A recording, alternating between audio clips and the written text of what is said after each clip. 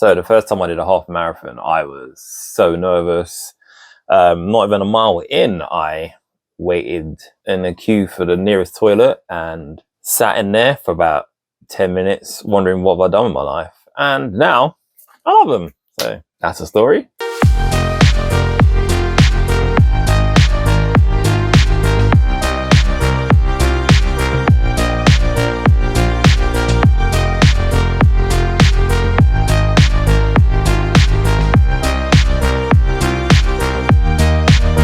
Hi everyone, and welcome to another video with me, Kyle.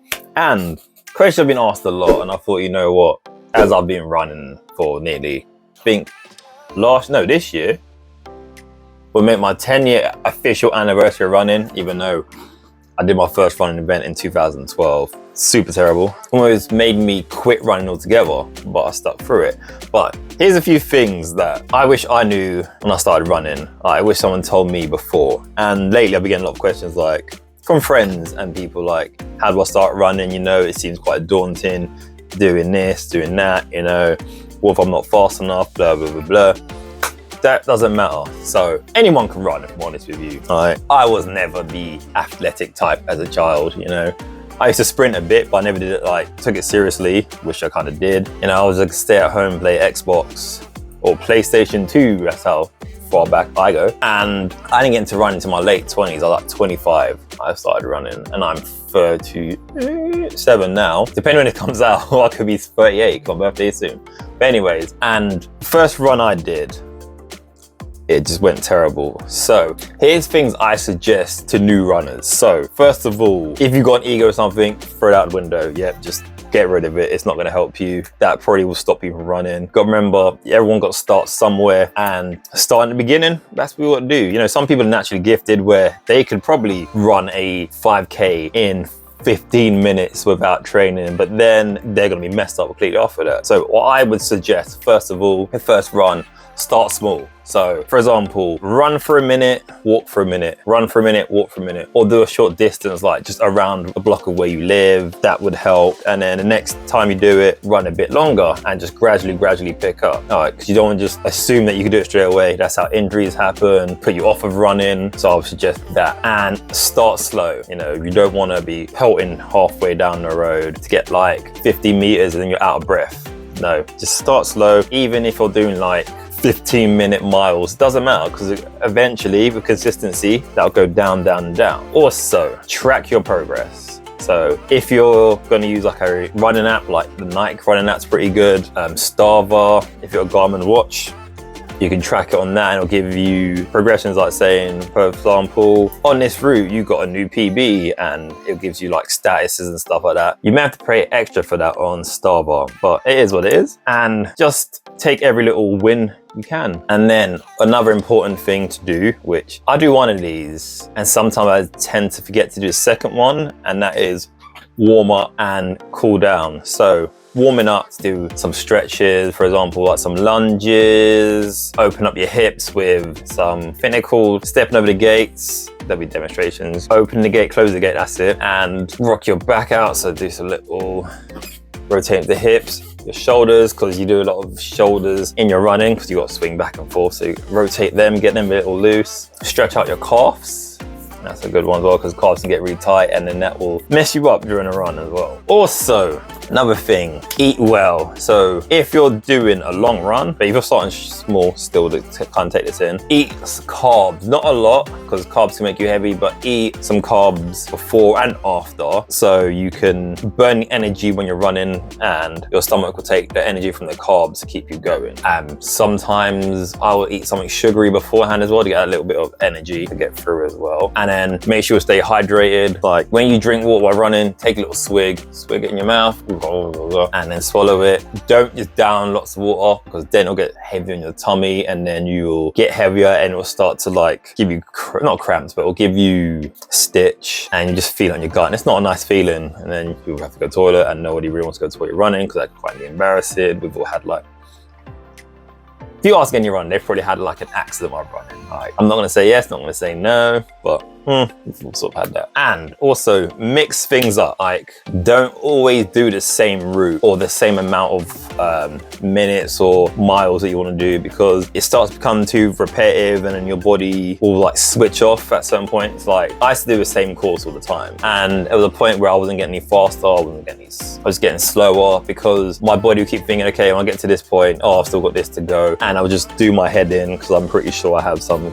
like form of ADD, so it doesn't help doing the same thing over and over again. So what I tend to do is mix up my routes. I'll probably take certain points the same, but then I'll chuck a left here and then end up somewhere else, or take a right somewhere else, knowing that I'll get back to that sort of spot. Like, kind of plan it out, but don't just go out on a whim, because I've also done that and got lost many times, but that's me. Also, wear the right clothing. So you don't want to be wearing heavy cotton t-shirts or tight jogging bottoms. If it's sunny weather, wear a hat, something to keep the sun out your eyes and off your head. And if it's cold, make sure you wear enough layers, but not too many layers, because you don't want to get too hot. I tend to wear sort of these sort of loose, I think they're polyester sort of tops that you get when you are in runs. They give these away. You pay for it because you pay for it in the of going into it. But anyway, so these sort of, they're quite light, and they're quite light. They keep you warm or they keep you cool, depending when you're running. Also, in the winter, I would wear a compression jumper underneath it, not too thick, because again, you don't want to overheat, and that's not cool. And sometimes I'll wear a vest, depends if it's in the summer, so I don't get overheated. Also, I'm different, as one of my friends call it, the London look.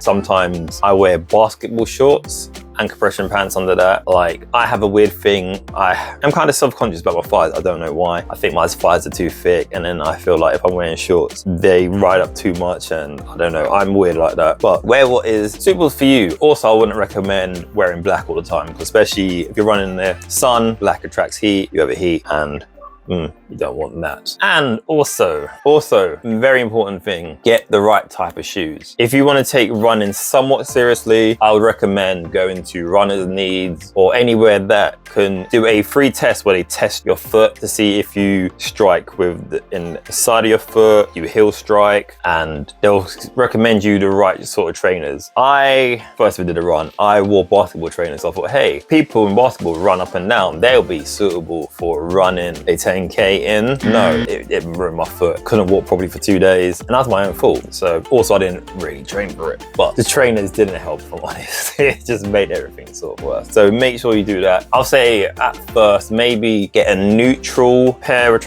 running trainers and go from there. But I would highly recommend getting your foot tested, and maybe start with a somewhat cheaper pair of trainers. At the moment, I am wearing Asics GT 9000s, I believe, and they cost me quite a bit of money, but I run a lot, so it was a long-term investment, so I'm quite glad I did it. But yeah, you've got Asics, Brooks, On, Nike, which I would only recommend like the Pegasus and Aya, if I'm honest. Who else is that makes trainers? Yes, but there's a whole list of them, so I'd recommend that.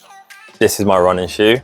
Yes, it says, nope, it's actually not sorry, my bad, it's not the GT 9000s, it's the Gel Canon, I think that's how you say it, Canon 29s.